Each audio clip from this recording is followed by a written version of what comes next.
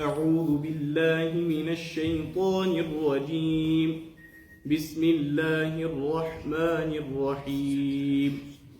ومن آياته أن خلقكم من تراب ثم إذا أنتم بشر تنتشرون. ومن آياته أن خلق لكم من أنفسكم أزواجا لتسكنوا إليها وجعل بينكم مودة ورحمة إن في ذلك لآيات لقوم يتفكرون. ومن آياته خلق السماوات والأرض واختلاف ألسنتكم وألوانكم إن في ذلك لآيات للعالمين. ومن آياته منامكم بالليل والنهار وابتغاؤكم من فضله إن في ذلك لآيات لقوم يسمعون. ومن آياته يريكم البرق خوفا وطمعا وينزل من السماء ماء فيحيي به الأرض بعد موتها إن في ذلك لآيات لقوم يعقلون. ومن آياته أن تقوم السماء والأرض بأمره ثم إذا دعاكم دعوة من الأرض إذا أنتم تخرجون. صدق الله العظيم.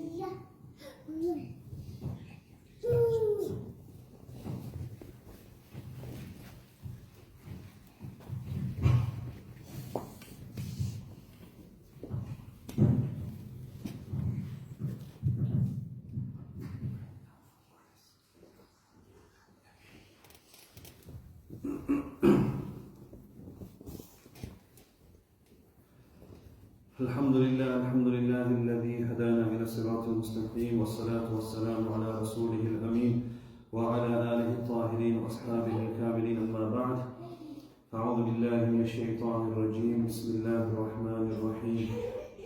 ومن آياته أن خلق لكم من أنفسكم أزواجا لتسكنوا إليها وجعل بينكم مودة ورحمة إن في ذلك لآيات لقوم يتفكرون. صدق الله العظيم. وقال النبي صلى الله عليه وسلم النكاح من سنتي.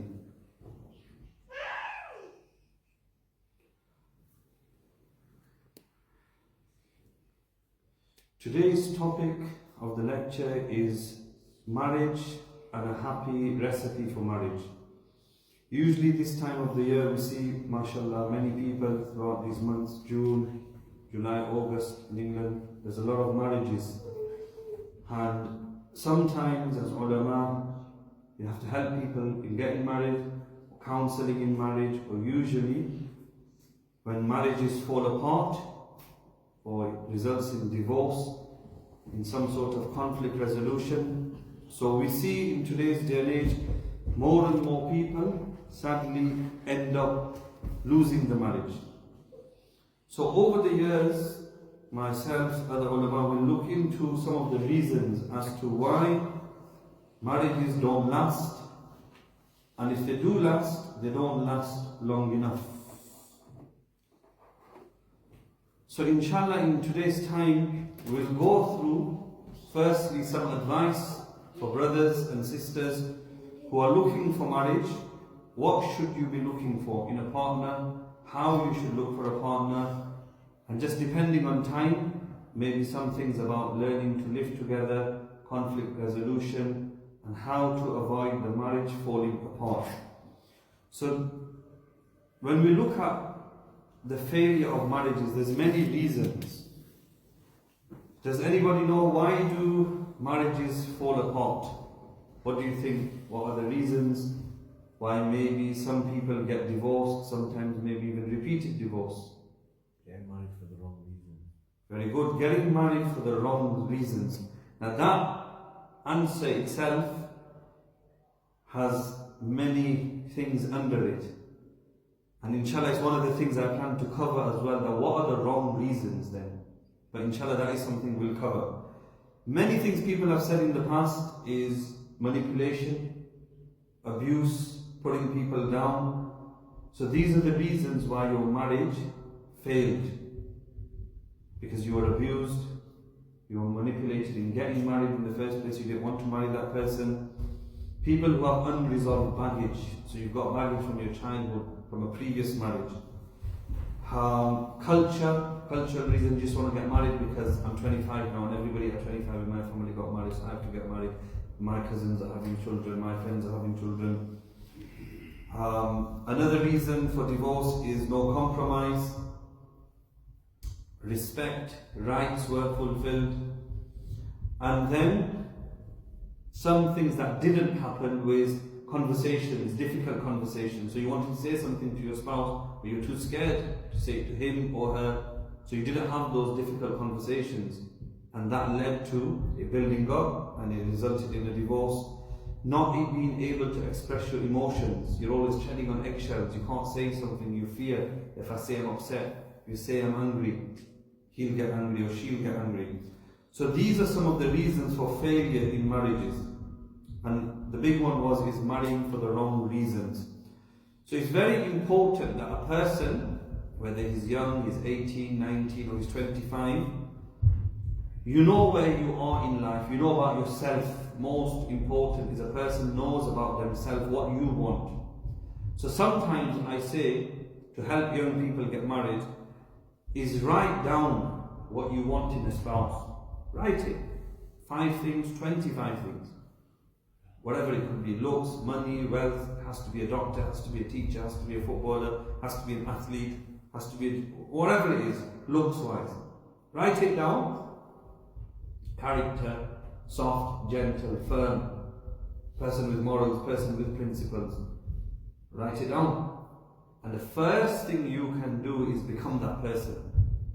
Become the person you want. So if you want someone who uses their tone when talking, in conversation, in communication, you become that person. And why this is important is if you know what you want, you know what you want in life, then inshallah you will achieve that goal. There's a saying I've read many times that if you don't know where you are going, any road will take you. So we've travelled from Blackburn today. Yeah, my friends from Clitheroe to Blackburn to Lee. If he didn't look at the motorway and he was just driving blindly, not with his eyes shut obviously, he wouldn't have got here today. Because if you don't know where you are going, any road will take you. Why this is important in marriage, a lot of people just get married like on a conveyor belt, like robots, in a robotic style. They don't know what they want. They realize when they're married, it's too late. You've tied the knot. So you need to know where you're going and what you want, then you know the path to take, which motorway to take to get here. Does that make sense? So if you know in marriage what you want, and I think it's a general rule in life, if you know what you want, I want to become a doctor, a barrister, a dentist, an optician, a teacher, then in university you do that course. If you're not bothered and you have no aspiration, motivation, inspiration, you just go to college, you probably fail, you'll go to university, one you like, but you won't become that doctor, barrister, dentist. So in marriage, it's very important. Somebody described marriage. What is marriage? What is nikah? And before I say this quote, I'll mention some of these things. I will say there will be Quran quoted, Hadith quoted, and some of the things I will say are maybe from research about marriage, about divorce. Could be from non-Muslims. Doesn't make it haram. It's just experience of marriage. So this quote, for example, describes marriage as 2 unique individuals who come together to complement each other, who are God conscious, God fearing, and guide and encourage each other to get closer to their Maker.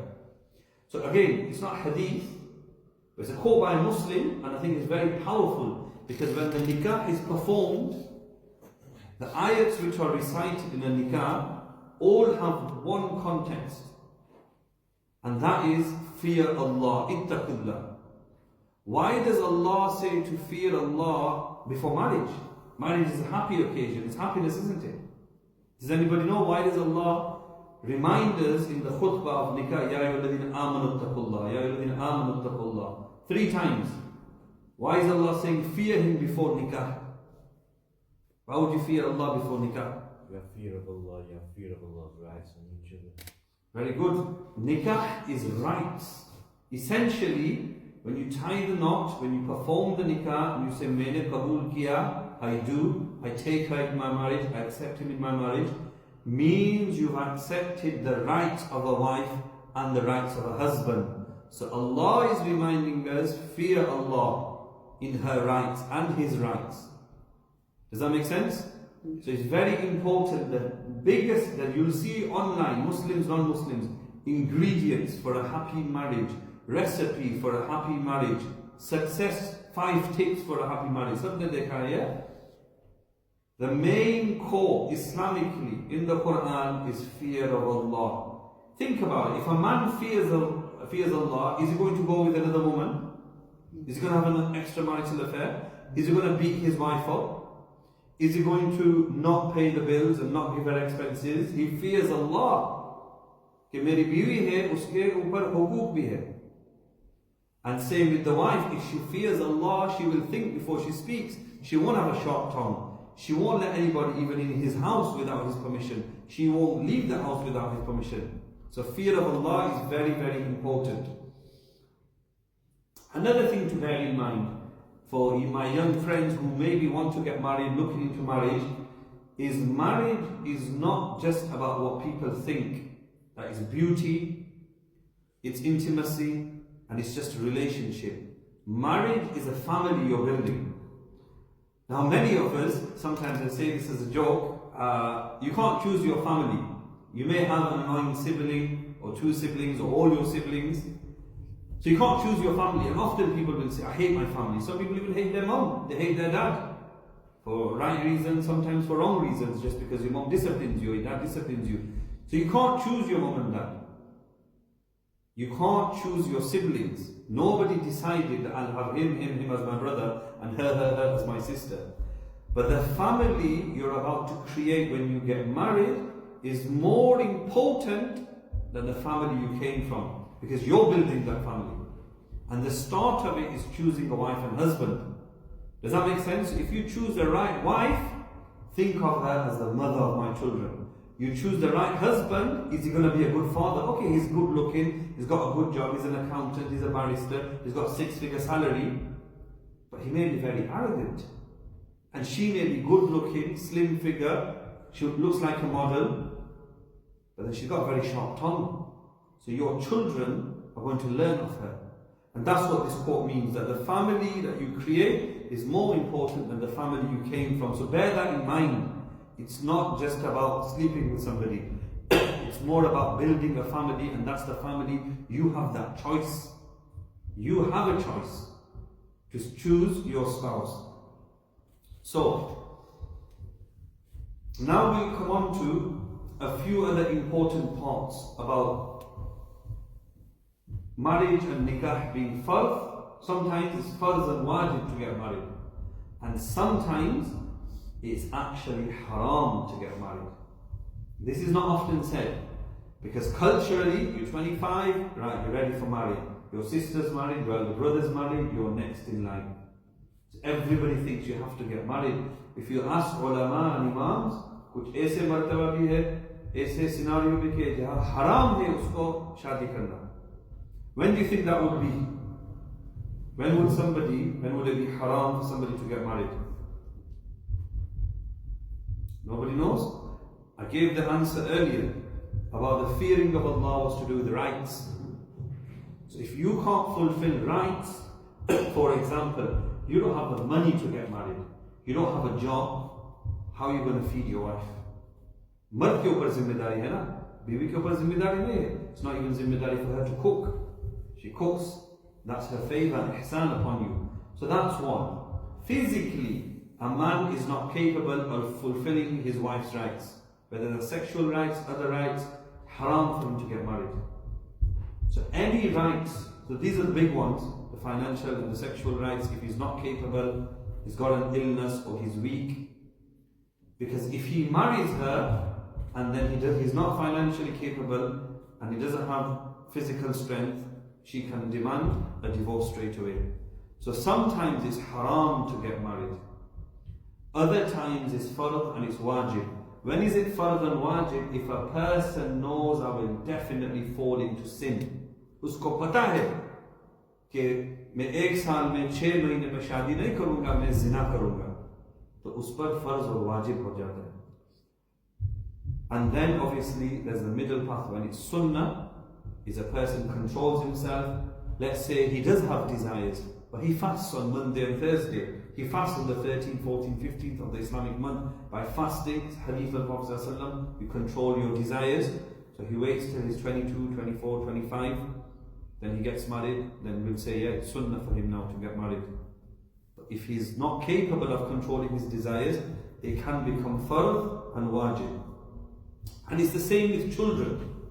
Having children is the norm. You get married and you obviously have children. But again, if you can't fulfill the rights of your children, then you need to ask an alim, an imam, should I be bringing children into this world? Because you may harm them children.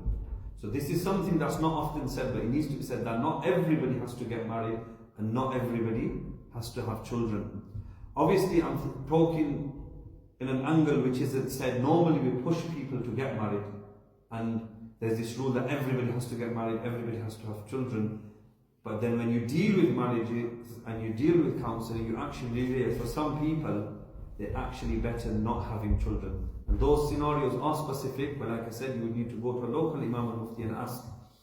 So these are some of the things. Now, why do people get married? What do they want? Common answers what people give is they want peace, contentment, and that's correct. The Quran ayat I read, Allah says, وَمِنْ آيَاتٍ خَلَقَ لَكُم مِّنْ أَنفُسِكُمْ أَزْوَاجًا لِتَسْكُنُوا إِلَيْهَا. That from Allah's signs, one of them is He created you a partner. So husband for the wife and wife for the husband. Why? Why does He create partners? لِتَسْكُنُوا. So she can give you peace and contentment, and He can give you peace and contentment. You get married for trust, for empowerment, for love, stability, transparency, happiness, empathy. You can empathize with each other, support each other. So these are some of the good intentions to have when you get married. And it's very important that we understand every man. And from the prophets, I'd say majority, some prophets didn't get married, but majority of the prophets married. And many had several wives. Like the Prophet ﷺ. Yeah, we know Dawood alayhi salam, Sulaiman alayhi salam, in their time they would have many wives. So it's very important to understand marriage is a natural process. Everybody needs companionship. You need somebody.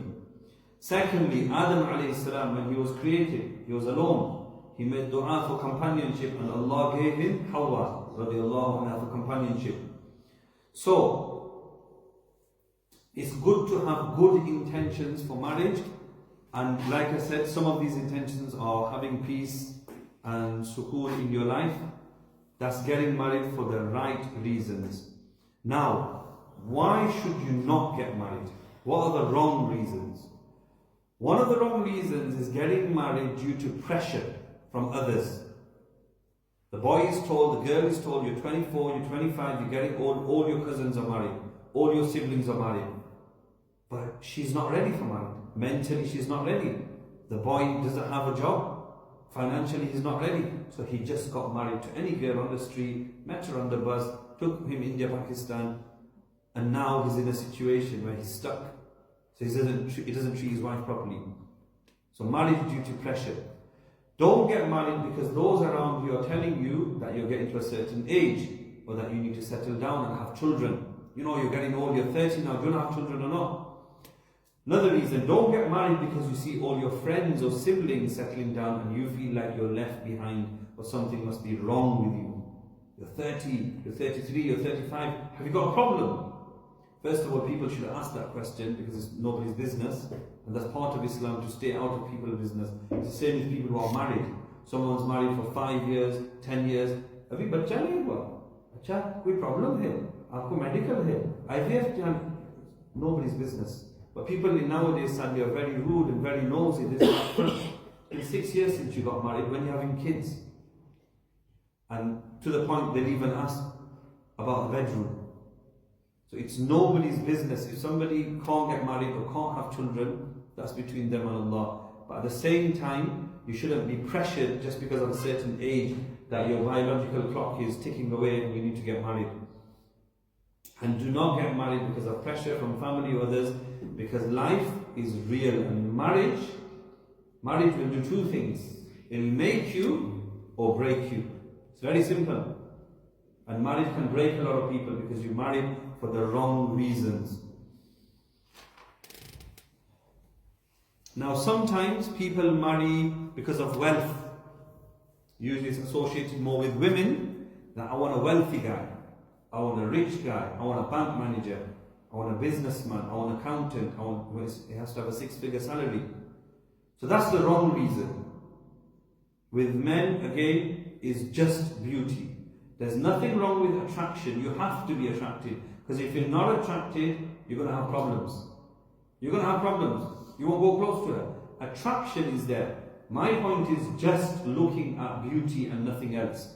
And we'll come on to the hadith of the Prophet ﷺ as well, where the Prophet ﷺ mentions that men choose women for 4 reasons. When a man marries a woman, usually it's for 4 reasons. But this also applies to women. The hadith talks about men, but it applies to women as well. Why do people get married? Number 1 is their wealth. He's rich, she's rich. Her dad's a millionaire. Number 2 is beauty.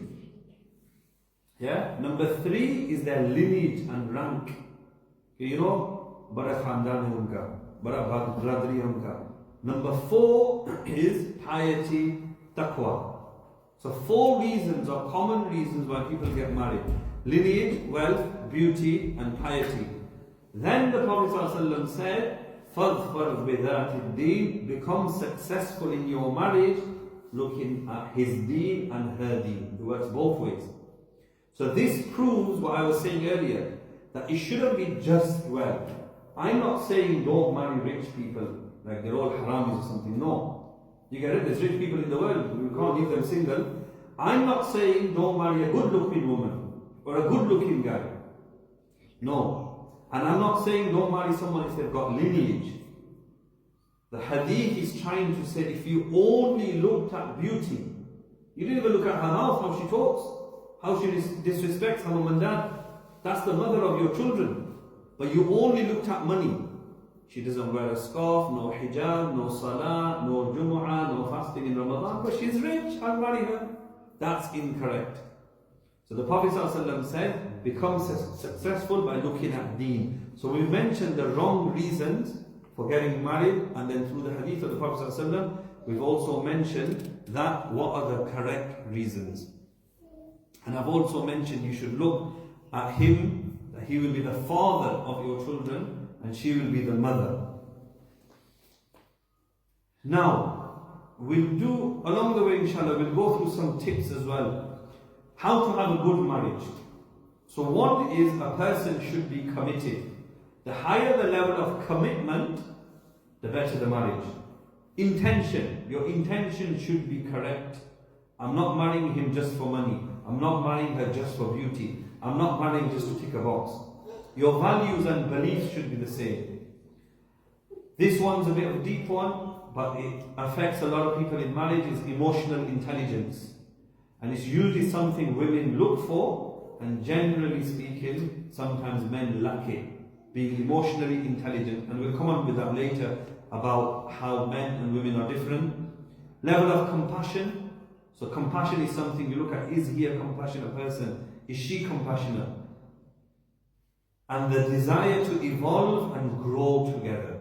This one I find often in marriage counseling is a big issue, particularly as in for women. is the woman has got ambitions, she wants to become a businesswoman, maybe she even wants to do stuff in deen, she wants to open a masjid, she wants to open a community center, and the guy has no aspirations, no inspiration, nothing. There's no growth. It's just, you know, I work as a taxi driver, I work in a supermarket, I work in a factory, but he doesn't want to progress in deen or dunya. Some of the common reasons, usually the two big reasons for breakdown in marriages. One is infidelity, and the second is lack of commitment. And we see this in today's day and age with infidelity. Thanks to social media, it's made it very easy. Very easy. That person will be married and will be talking to several other women, and maybe with women as well, will be talking to several other men. So this is something we have to remember, that commitment is very important. It reminds me of a quote talking about commitment, a quote of Mufti Ismail ibn many years ago. He used to say, paradise lies under your mother's feet. Hadith hai na? Yeah? Ke maa ke pao ke niche jannat hai. Paradise lies under your mother's feet, but Jahannam lies under your children's feet. This is a hadith. This is Mufti Ismail ibn's quote. Paradise lies under your mother's feet, but Jahannam lies under your children's feet. How so? If you don't treat your children properly, you're not there for them because you're not committed, or you're having extramarital affairs. So dad's always out with other people, friends and women. If you don't treat your children properly, appropriately, your children will become Jahannam. So it's very important having the correct intention. As we know with anything in Islam, intentions are very important. Now we're going to come on to, inshallah, some of the questions. Some of the questions that when you want to get married, what sort of questions should you be asking? Now there's a long list.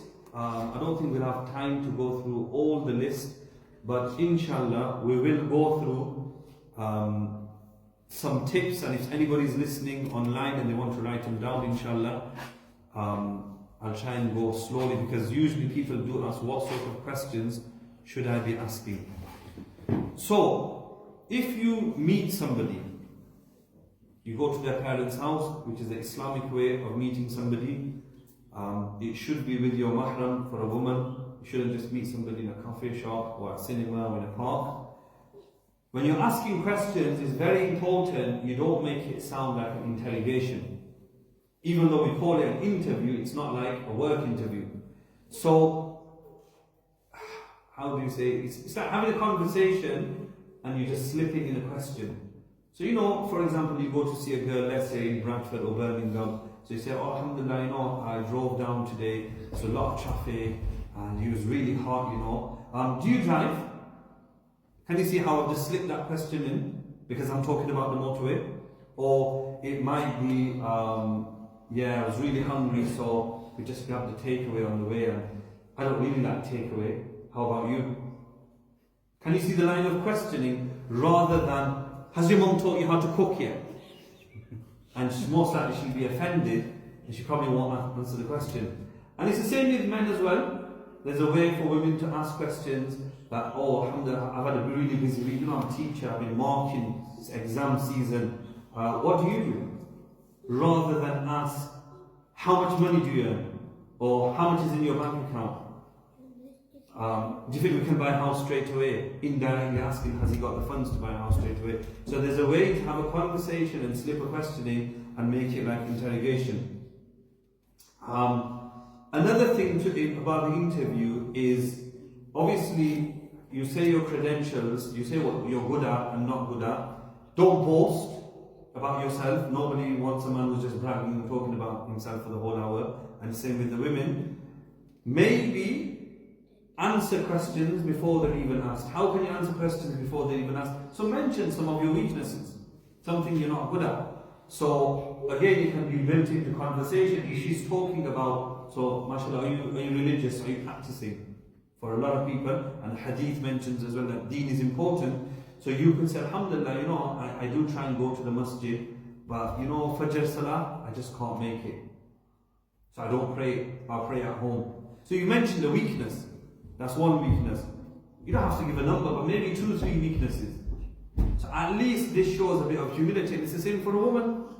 A woman might say, alhamdulillah, I wear a hide scarf, but sometimes I might wear an abaya, sometimes I don't wear an abaya. I go out, I go to work without an abaya. So it kind of shows the modesty and the level of modesty. So it's good to show weaknesses, and it's also good to show some strengths. Alhamdulillah, every Jumu'ah I clean up the masjid. Or the sister might say that, every Sunday I cook for the family and I make a big dish.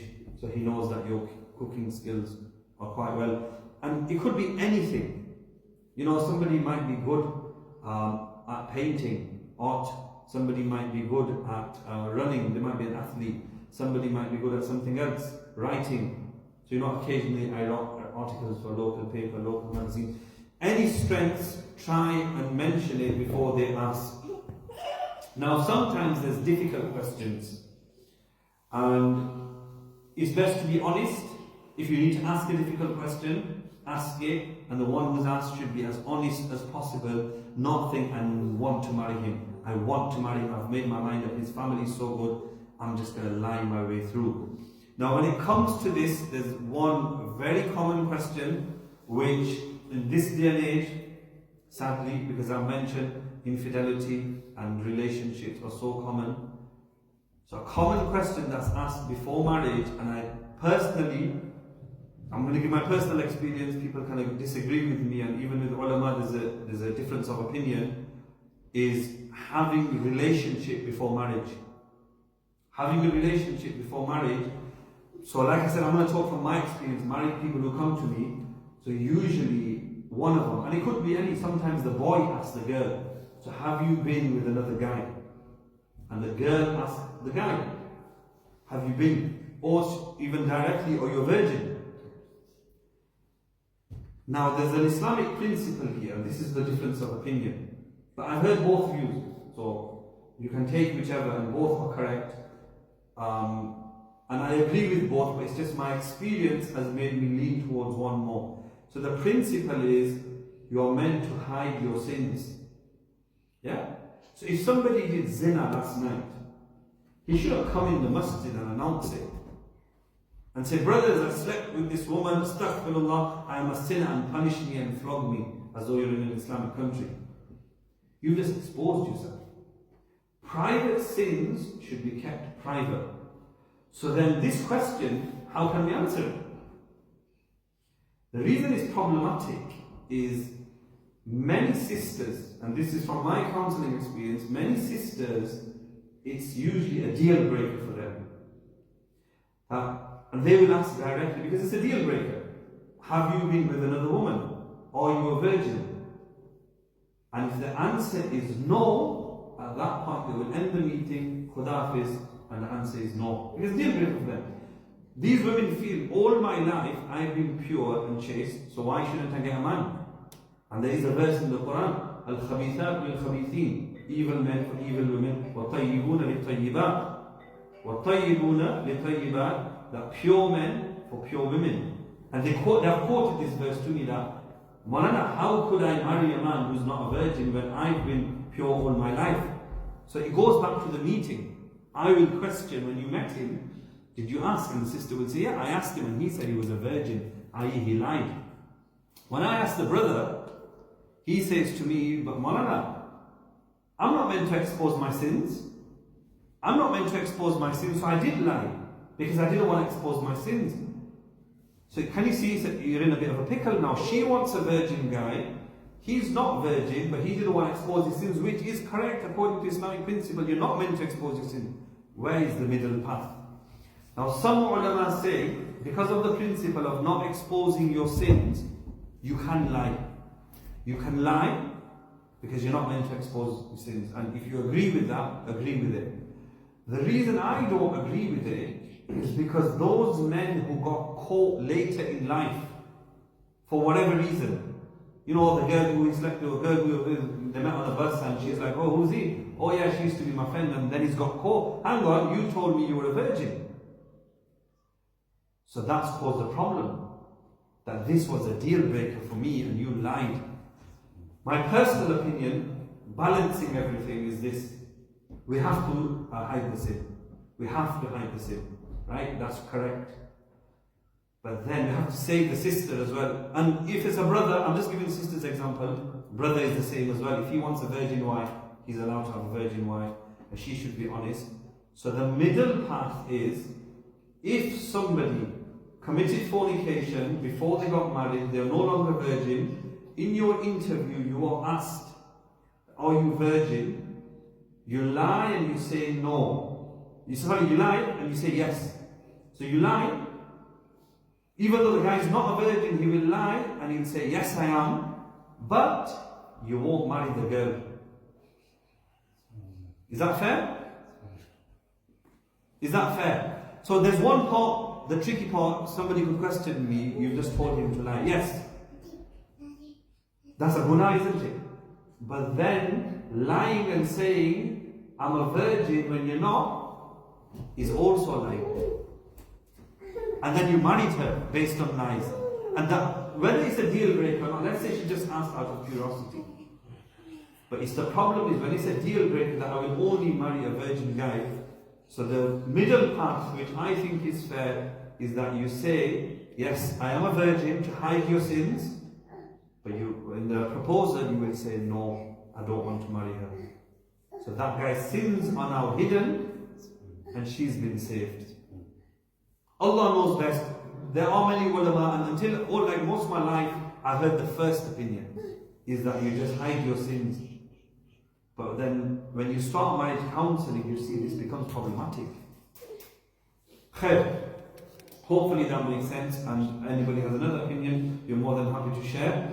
So, with questions, don't ask too direct questions, leading questions, like I mentioned about Salah. Do you pray Fajr Salah? If she doesn't, it's a bit embarrassing.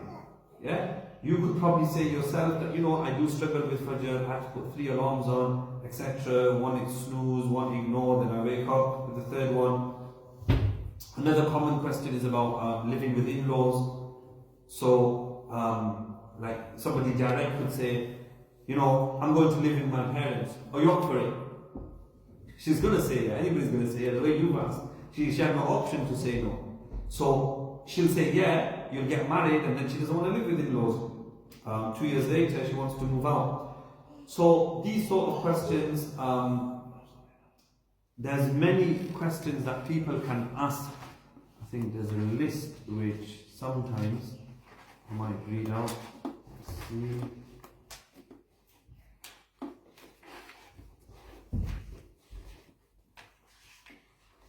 Yeah, here. So I'll quickly read, there's about 10 questions. Is, if you want to know more about the person, is ask about childhood. How would you describe your childhood? Childhood plays a big part in marriage. When you do counselling, childhood trauma, baggage, so ask about childhood. If they're honest, they're honest. How would you best describe your parents' relationship with each other? Because if they grew up in a toxic household, domestic violence, that leads to building more perpetrators of domestic violence. Is there anything about your parents' relationship that bothered you? How would you describe your relationship with your mother? Or whoever it was that raised you, if your mother's passed away or the divorce, whoever raised you? Or, for a boy, how would you describe your relationship with your father or the man that raised you? Is there anything about those relationships that's bothered you? Would you like to have children? Is an important one. Some people don't want children straight away, 2 years, 5 years. Is there anything from your childhood or teenage years that makes you sad or upsets you? And this topic brings me on to the next topic. So this might be sometimes abuse, physical abuse, sexual abuse. Have you had an experience that you try not to think about due to either it brings you pain or shame or fear? What is the one thing you try to suppress or run away from? So these are a bit deep questions. Another common one nowadays with mental health issues rising is, are you a healthy person? Are you on medication? Are you suffering from depression? Any mental health issues? Do you have a disability? It's good to ask rather than find out after marriage that, she suffered something or he suffered something. Now the one question which said, is anything from your childhood or teenage years? Again, this is an uncomfortable one. but from experience, I'm going to bring it up, inshallah. We won't spend too much time on it, but it's something I deal with regular, is boys or girls who were sexually abused and they want to get married, but they suffer. Now, it can be both genders. Often when we talk about sexual abuse, it's just for girls who are abused by a man.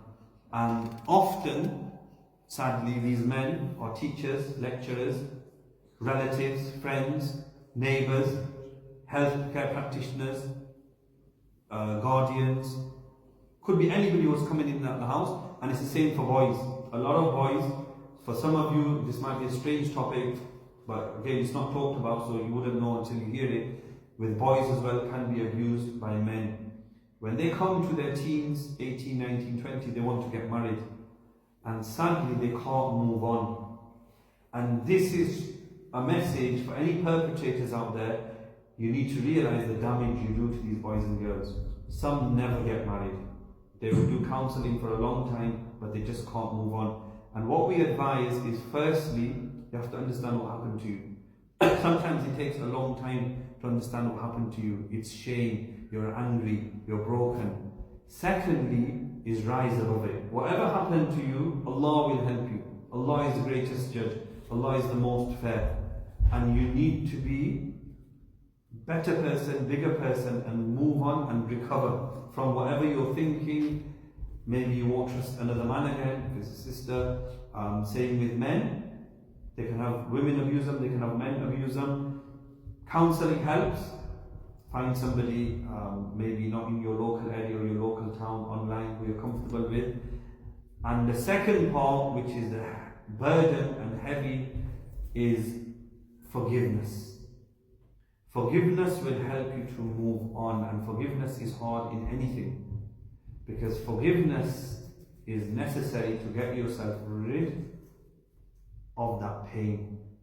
The pain that you're holding and why you don't want to move on. Once you forgive and move on, inshallah, you will be able to move on. And I'm mentioning it because when we deal with them, we do want people to get married. We don't want people to suffer. So we say seek professional help.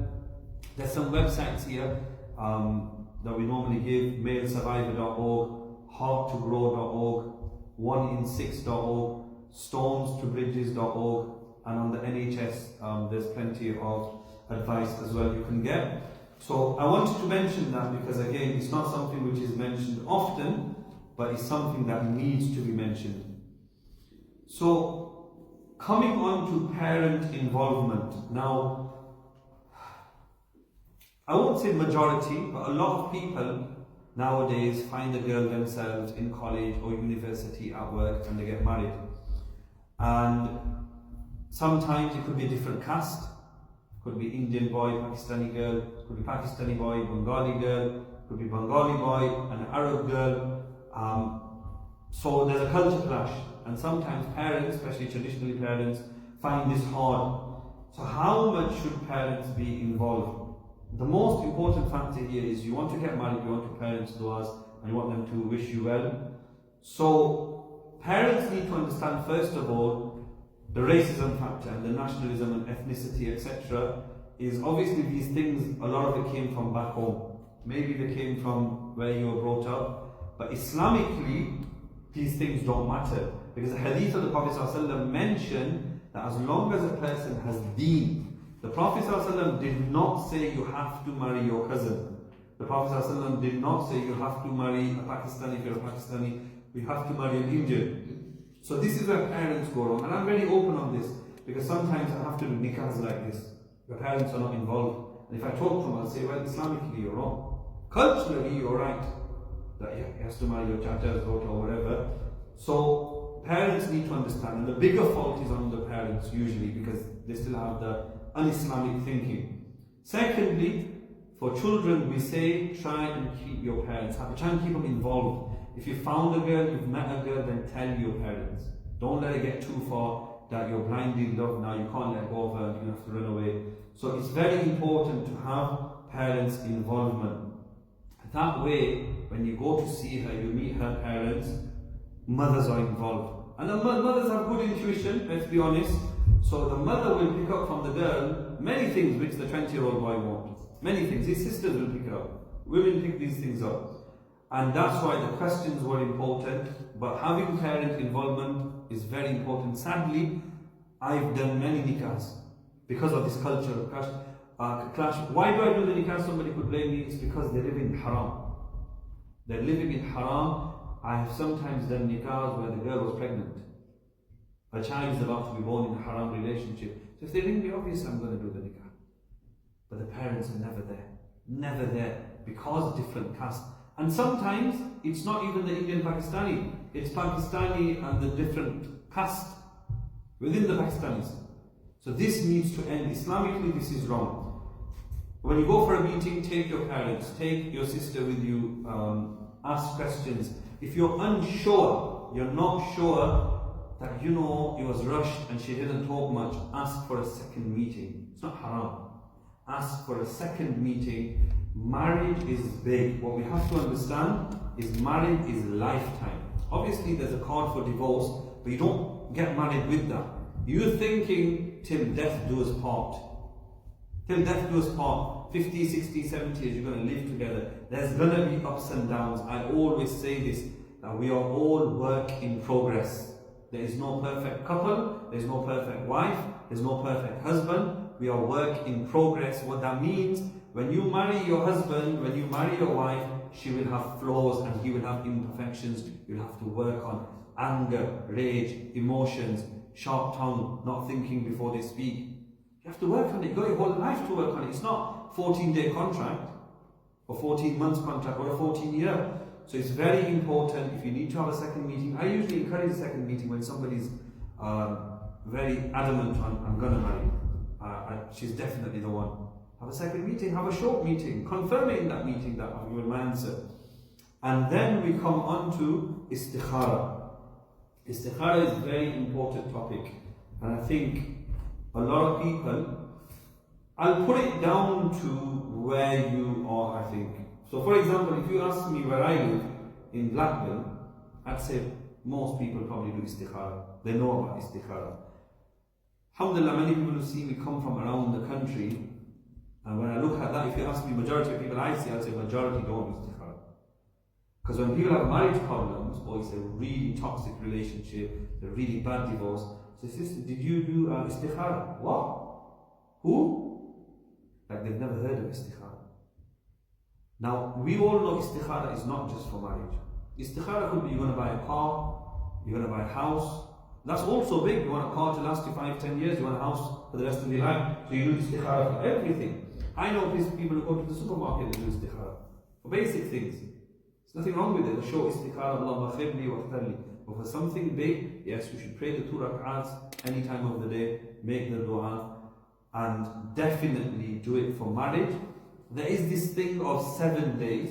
7 days is not in hadith, but it's just a figure. You could do it for 3 days, you could do it for 3 weeks.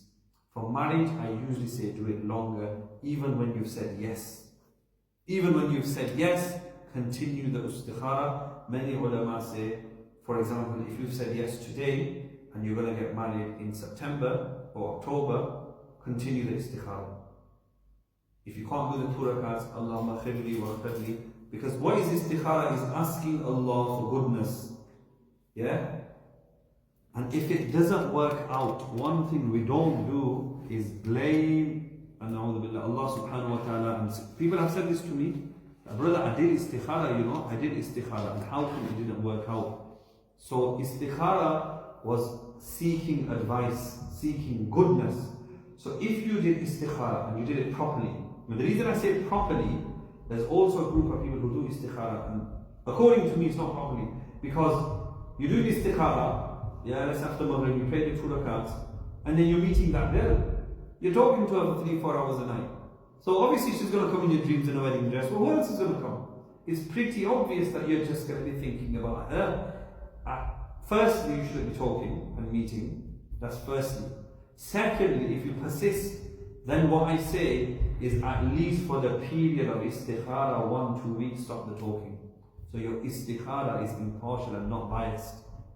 Does that make sense? So istikhara is very important. You're asking Allah, the Most High, the Supreme. It's big. So why does istikhara not work? according to some people. Istikhara always works if you do it properly. You have to cut off relationship. Number two, your husband became a wife beater, your wife was having an affair, but you did istikhara, then I will answer and say this was a learning curve. Allah wanted to teach you and show you things and make you stronger and maybe bring certain qualities out of you. In your marriage, you had children within 10 years, 12 years, 15 years, but you still learned something. Istikhara is always good. But I will say, a category of people who do it wrong, you've only got yourself to blame. So it's very important. There's no time. There's this other ritual, you have to do it at night, incorrect. You don't talk to anybody, incorrect. And you have to see a dream, incorrect. Istikhara, obviously anytime you can't do nothing, which is now, after Maghrib you can't do istikhara. Yeah, after Fajr Salah you can't do istikhara. So from sunrise till Dhuhr you can do istikhara, and then Dhuhr all the way till Asr. Asr to Maghrib you can't do istikhara, and Maghrib, Isha all the way till Fajr. So anytime you pray 2 rakats, you make the dua, you don't have to see a dream. You don't have to. I've never seen a dream in istikhara. I've done istikhara for many people, for many things, never seen a dream. What you do go off is your gut instinct, what you feel. If you saw a dream, like red or black colours, it's a bad sign. If you saw green or white, it's a good sign, but you don't have to. There's nowhere where it says istikhara is compulsory to see a dream. So that's one important part, but I do recommend it for marriage, and I recommend people get into a habit of doing istikhara for general things as well, house, car, even if you want to have children, is it the right time to have a children? Now, what sort of spouse is a person looking for? So people tend to have various different mindsets. So I'll give some examples, and because marriage is big, it's important, I always say write it down. So for example, somebody wants a traditional wife who does housework and stays at home, she does it well. And that's fine, that's your opinion, they exist in the world. I'm sure I've read many times in magazines about white English women who prefer to stay at home. This isn't told because the majority are probably out there working, and that's society and that's norms. But I read a whole article about English women, white women who want to work at home. There's nothing wrong with it. If that's the brother's opinion, he's entitled. Then there's another brother who's career-minded. His wife has to be career-minded, so she'll work. Where will she work? Will she work in a mixed setting or women only? Write these things down. Then we have people who like to spend a lot of money. You know, I earn and my paycheck end of the month comes, in 2-3 days it's gone, I spend what I earn. No problem, it's your money. You want a wife like that, then get a big spender. You want a husband like that, get a big spender. Where other people are a bit conservative and they save their money. Doesn't mean they're stingy, they save their money to buy the house. They save their money for the car. They save their money for Hajj. They save their money for the holiday, or they even save their money for their future children. That when we have kids, inshallah, I want them to go to private school. So let's start saving now, mashallah. Thinking 10, 12 years ahead. Then there's people who want growth in a relationship. You know, I want to do courses, I want to learn my deen, and I want to go to this retreat, etc. And there's other people who pray 5 times salah, sister wears hijab, brother goes for Jum'ah, and he's stable, he doesn't move on. There are people who are social. I like going out every Friday, I go out every week, tea shop, coffee shop, restaurant. And there's other people who don't socialize. Myself, I stay at home, I watch YouTube and sit on Facebook. Both are correct, by the way. None of these is what you want. Then there's people who are serious. You know, I'm serious about my deen, I'm serious in life, I'm a serious guy. And there's other people who are not bothered, they're carefree. What sort of person are you? What sort of spouse do you want? Then we have people who are very precautionary, they don't take risks with their money, their health, everything, they're careful. And we have other people who are risk takers. So write these things down, write what you desire and put it into categories. From your 10, 12 qualities, you need to prioritize.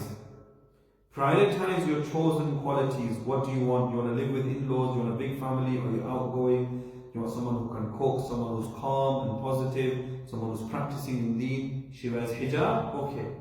She wears niqab, okay. There's sisters who have sinned where the husband said take the niqab off, believe it or not. There's brothers who have sinned where they told the wife to take the hijab off. You look too serious. You look too religious in front of my friends. So these are the sort of qualities you need to write down. And again, about children. Now, one point I like to mention, the difference between having a friend and having a spouse. It's a big difference. So some people think that you get on with somebody at work, so I'll marry her. I get on with somebody at university, I'm doing pharmacy, she's doing pharmacy, so we'll get married. Wishful thinking, and it does work. Doctors are married doctors, and sometimes it's good. Doesn't mean every doctor is suited for another doctor, and every teacher, English teacher, is suited for another English teacher. So sometimes people befriend people who are similar to them. But a wife or a husband has much greater expectations. Why? If you have a friend, you can disagree. You go to a restaurant, he wants kebabs, you want chicken. You can eat different food, no problem. You follow a different football team, which I guess the football started, so people maybe in England are not supporting England. So with a friend you can do that. For example, with your partner, it's different. If you disagree with a friend, you can walk off. When you disagree with your wife, or you have an argument or conflict, it lasts longer because you live with the person. So back to my rule of friend and spouse. Just because you get on and you occasionally don't like things about your friend, if it's a female for a guy, it doesn't mean you necessarily marry her. Because you have to have somebody you can live with. The most important thing here is living. Because marriage is a partnership wherein one partner complements the other. So if you've got like a highly ambitious wife, yeah, she's in deen and dunya, mashallah, she's earning a lot, she prays the salat, the tahajjud, she's going to courses and halakas and bayans. She needs a husband who's going to support her. And I've seen this, successful marriages where one is active and ambitious, the other one has to be supportive. Where they're both ambitious or active, it may cause a problem. Who's going to look after the kids? The husband will say, who's going to cook? So there has to be compromise and sacrifice. Now, another question when people ask is in terms of who to marry. So I mentioned earlier about caste, marrying within caste, and then there's something marrying within the family, which is a big issue because traditional parents, they kept it within the family. There's pros and cons. They weren't wrong, but maybe in this day and age they might not be right as well. So previously, scientists said it caused genetic diseases. Marrying within family, previously studies proved it, new studies now show otherwise. And I always used to have doubts because of the example of Ali radiallahu and Fatima radiallahu, the daughter of the Prophet ﷺ. They were first cousins. They married, Hassan, Hussein, all their children, they didn't have any genetic diseases. That's number one.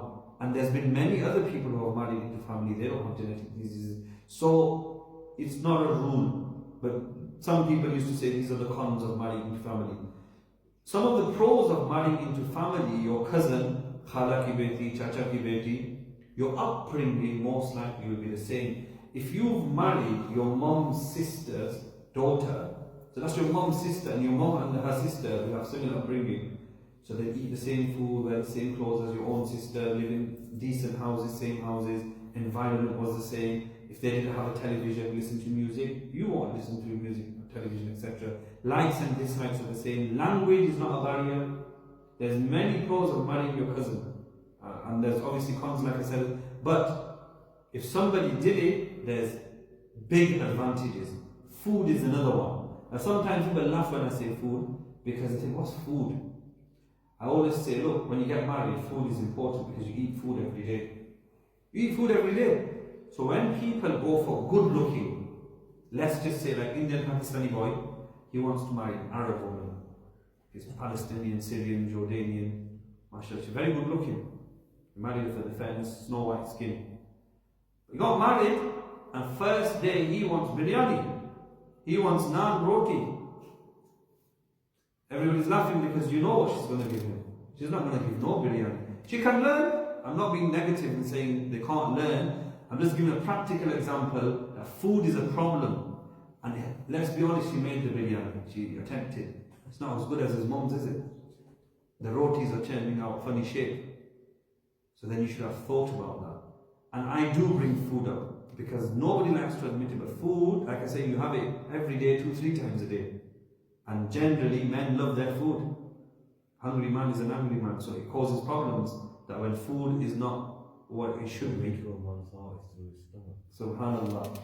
The way to a man's heart is through his stomach. So it is something to think about. I'm not saying make it a deal breaker. If she can't make good biryani, it's not spicy and yellow and masala fried as your mum's, don't marry her.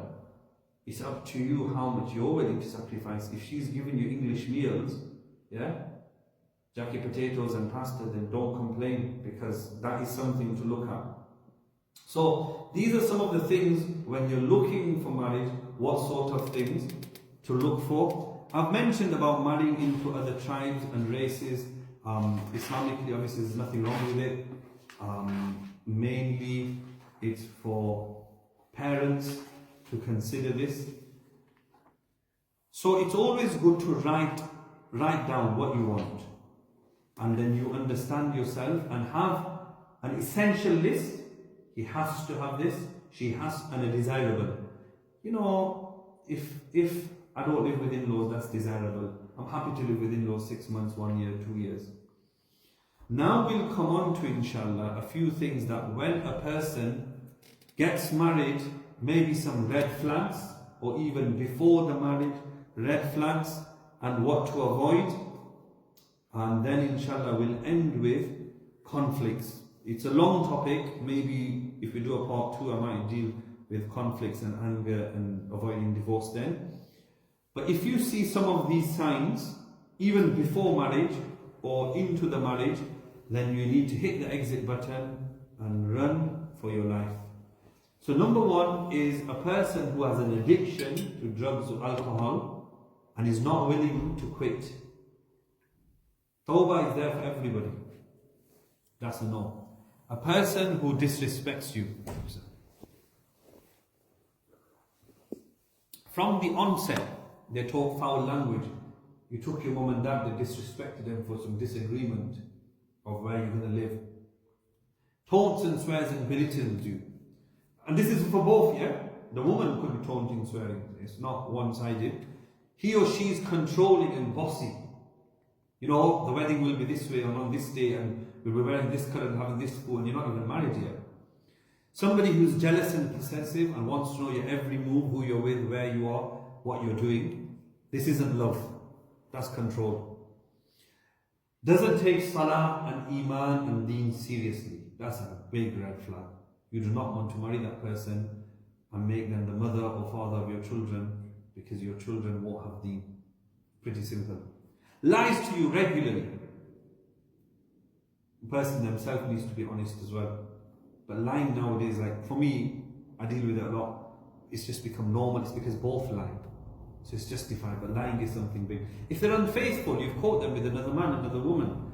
Narcissist, someone who's selfish, it's all about them.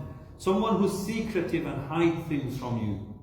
You know, they didn't give you information, like I said. Have you had other relationships? And then you caught them on Facebook talking to girls. So they're hiding things. They're trying to pressurize you into a physical relationship. Again, it means they do not respect you. Have extreme mood swings. Sulks for long periods. Silence treatment. Silent treatment for long period, and has difficulty controlling their temper. Insults other people very easily. They have an issue with somebody, they're always swearing. You will be the next person that they insult. Refuses to break close relationships with members of the opposite gender. And again, this was usually a red flag, that the wife, when she's caught her husband with another woman, say, yeah, I didn't know he used to talk to women at work and go out with them, and they even came around to the house. I'm like, were you okay with that? How was that not a red flag? Someone who talks to the opposite gender very freely, this will be a problem in the future. Someone who's negative, they always look for flaws in others or you. Quick to blame and get defensive and complains a lot. Someone who's sensitive to criticism and takes corrections personally. You can't tell them anything, that you've done this wrong, you said this wrong. You can't like say, you know that day, I was really upset at what you said. So you're always treading on eggshells. Will she like it? Will he like it? Someone who's very needy and clingy. Possibly they have baggage from the past. Someone who demands perfection, is impatient and always wanting you to do things their way, to their standard. imposes their view on you and insists their way is the right way, someone who's very cold, disconnected, someone who avoids talking about important issues for you, for like children, accommodation, living with in-laws, job. He's not told you what job. Yeah, I've got money. What do? You're a local drug dealer? Someone who is filthy and doesn't take their hygiene seriously. You know, they came for a meeting, hair was disheveled, they were sweating, no perfume. Someone who is stingy and miserly. So these are some of the signs that if you see beforehand or early in the marriage, either you need to address it, or maybe before you have children, you need to hit that exit, because some of these qualities are very hard to change and cause problems later in life. Now, inshallah, we will do a bit about conflicts. So someone gets married and they have conflicts, how to deal with it. Every marriage will have conflict. The Prophet ﷺ in his marriage had conflicts. There is no marriage in the world that doesn't have a conflict or never had a conflict. Obviously, the level of the conflict differs.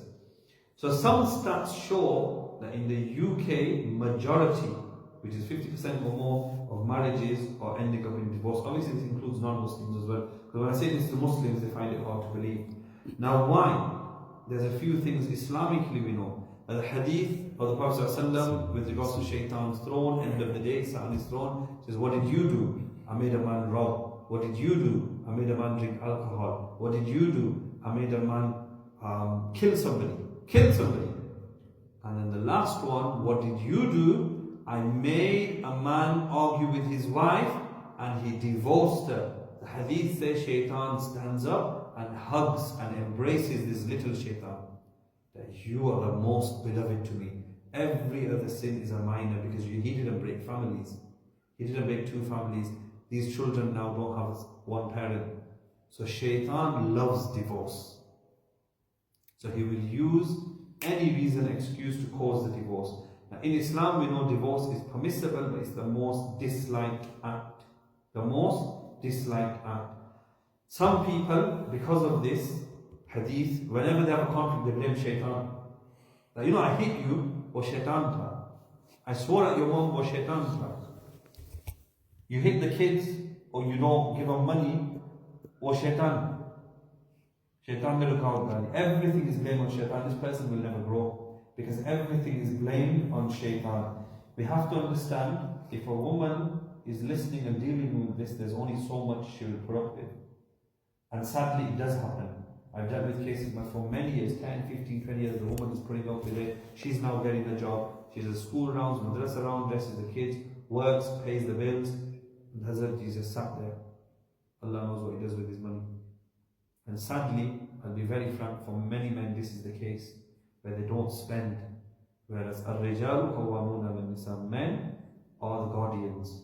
The zimmedari responsibility of the house is on the men. And sometimes this leads to divorce because the wife is now in depression. She's raised the kids, she's doing everything. Absent fathers. It's there, it exists, and it's a big issue. As a man, I need to address to men. So, what happens with conflicts, if they keep happening, it will lead to divorce. And the harms of divorce is, single life is not easy. It will lead to haram relationships. The children will get affected. Even if it's one child or 5 children, they're affected. Single mom household is not the same as double parent household. They're not the same. Go and ask any school teacher. And then the doors of Shaitan are open. Both husband and wife, get married, don't get married, the doors are open. Many things could happen. Why do conflicts happen or even divorce? Number one reason is anger. Not controlling your anger. Secondly is the sharp tongue. You don't think before you speak, you just say it. मेरा दिल साफ है ना, मेरा दिल साफ है तो मैंने बोल दिया. Yeah, दिल तो साफ है, जुबान साफ नहीं. This is what I've heard. Okay, you called your wife X, Y, Z. हाँ, उस दिन उसने खाना नहीं बनाया तो मेरे दिल में ऐसा था कि उसकी माँ ऐसी है तो मैंने बोल दिया. But the answer is always मेरा दिल साफ है. The truth is, dil is not saaf. If your mouth is dirty and you can't control its foul, that is not a sign of a clean heart. It's not hadith, but many ulama, they give this example that the tongue is a spoon and the heart is a bowl. Piala hai. The tongue is a spoon, the spoon only takes out what's in the bowl. समझ गए? तो इसमें दूध है ना, दूध ही निकलेगा और इसमें शराब है तो शराब निकलेगा. The heart is the bowl, remember that. So if you are foul mouth, you got sharp tongue, your heart is not clean. I don't care how many times you say it, you think your heart's clean, but look at the Prophet ﷺ and the Sahaba, they had clean hearts. उनकी ज़ुबान भी साफ थी. So people don't think before they speak. Another one is refusal to acknowledge issues in the marriage. Yeah? So husband's coming home 2-3 in the morning. Wife doesn't have meals on time. 8 baje abhi khane ka waqt hai, she's going to the supermarket to buy onions and oil. Ye koi tarika hai? No wonder the kids are angry, the husband angry. So these are issues in the marriage. That you don't come home on time, you don't cook on time, the house is never clean, the kids are never in bed on time. So there's issues which need to be dealt with. Those uncomfortable conversations you need to have. The lack of effort to resolve issues at an early stage. When the house is on fire, put it out straight away. You don't wait for the whole street to be on fire and then call the fireman. Put the house fire out straight away. If it's in the honeymoon period, 3 months, 6 months, you realize narcissistic traits, selfishness, anger. Your wife's got sharp tongue, then tell her. Don't think, oh, theek ho jayega. Allah bahut bada hai. Allah to bada hai beshak. Lekin Allah bhi bolte hai ki kuch karo. You have to do something. You have to pray namaz and make dua. Allah will not straighten things. Otherwise Palestine would have been free a long time ago. Agar Allah hi bada and everything gets sorted, then there'll be no zulm in the world. But Allah bhi bolte hai ki mujhse dua mango, mere paas aao, do something. So resolve these issues, get ulama involved, imam involved, go to a counselor. Comparing and praising someone who you could have got married to is a big one in the early stages. And I've heard it. That the guy was with another woman for 7 years, 8 years, whatever, in uni, college. It usually happens when the honeymoon period's over, so he's seeing a few faults in his wife. You know me? I was with this girl 7 years, 8 years. She never used to answer back to me. She wasn't angry like you. You know what? She was actually better looking than you, so I should have married her. If you're not asking for divorce, what are you asking for? There was once a guy, I'm not sure if it's the first night, I'd say in the first week, maybe on honeymoon, he was joking, even though he's joking, I don't think it was acceptable. He was joking with his wife about second wife. In the first week, and this became a big issue. So I said to him, how many years have we been married? Not even one. Not even 1 year. I go, maybe after 2 years, 5 years, 10 years, you said that to your wife, people do it, you may do sleeping longer. I go, you were on honeymoon, and you're talking to your wife who you don't even know about second wife. Obviously she was offended. So things like that. Intimacy issues. Sometimes a man wants intimacy, wife doesn't give it. Sometimes vice versa. A man sleeping elsewhere, he doesn't need intimacy with his wife. Another reason is midlife crisis. Usually between age 35, 55, kids have grown up.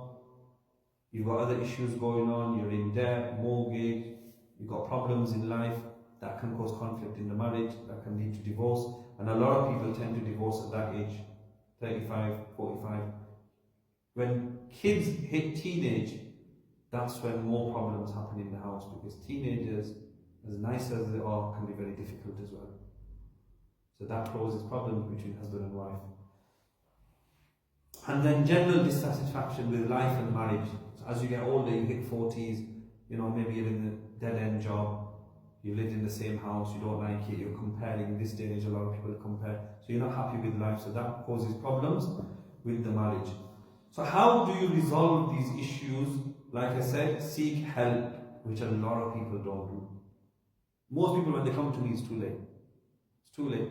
They've separated for years, and they're not even got a divorce. They're not together, they're not divorced.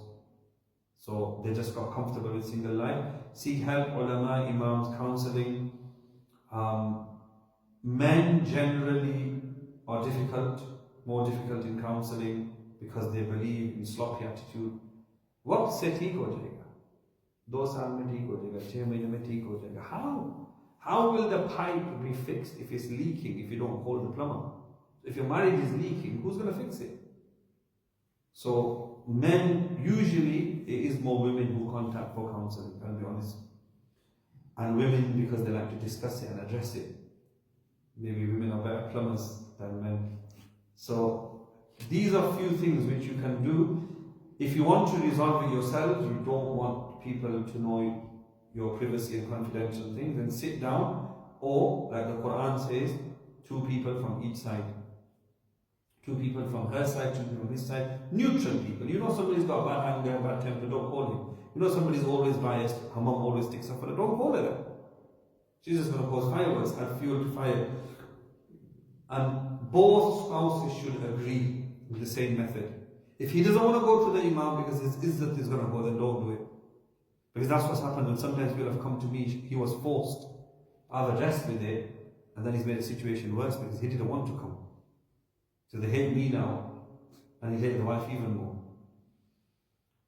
Come to an agreement, whatever is decided in that meeting. If it's major issues, deal with the minor ones, you might have to let go. You won't have time and energy to deal with everything. And don't read too deep into issues. I always say this with marriage counseling. I say, main issues, don't talk to me about small petty things that on holiday she ignored me once, this happened, we were meant to go for this holiday, it didn't work out. Move on. Learn to move on as well. This will lead to negativity if you keep criticizing and the partner will become uncomfortable. For major and recurring issues, come to an agreement and it's going to be a compromise. Where there's no compromise, there'll be divorce. It's simple. If it's a major issue, you know, like living with in-laws or children or someone's abused another parent, you will have to compromise, you will have to learn to let go. And the biggest thing, I'll repeat again, anger is the biggest problem of all of this. Anger and then ego. Ego is because when one is not willing to compromise and let go, okay, he swore at your mom, he's asked for forgiveness, move on. He's admitted it, what do you want? If Allah forgives, we need to forgive. And every single person listening, you're a sinner as well, I'm a sinner too. I need Allah to forgive me. I need to forgive people as well. So with anger, we need to remember, it's a tool Allah has given us to express disapproval of things. And sometimes we need to be angry. The Prophet ﷺ was angry to show his displeasure. While anger may make some men or even women seem powerful in the moment, it doesn't solve anything. It just leads to greater problems, greater issues, and the harms of anger when it's uncontrollable. You will say, talaq, talaq, talaq. And that's when men ring for divorce. वो तो मैंने गुस्से में कह दिया, तलाक तो नहीं हुई ना, खुद मुफ्ती बन गया तो हजरत जी आप कभी खुशी में तलाक देते हैं? Never. And majority of people say this, वो तो मैंने गुस्से में दे दिया, कभी खुशी में देते हो?